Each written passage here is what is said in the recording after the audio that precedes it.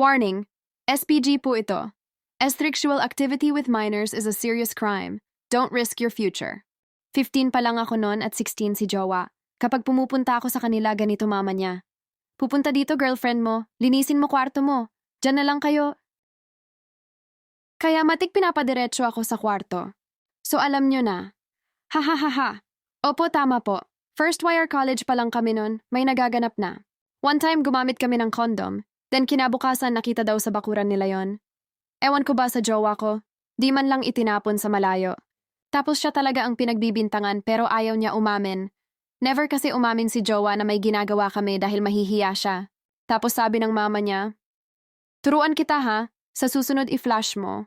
Na lang sa CR pagkatapos nyo gamitin para walang makakita. Okay lang yan, basta magdahan-dahan lang kayo. Si jowa galit siya kunwari para hindi halatang sa kanya talaga yon. Lol. At kapag may okasyon, sa kanila ako natutulog, pinagsasama talaga kaming dalawa sa iisang kwarto.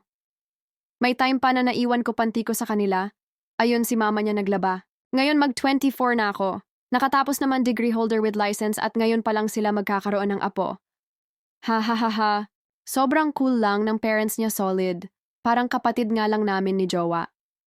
Sana all may ganitong parents. Hindi ibig sabihin na maaga ka nag-boyfriend.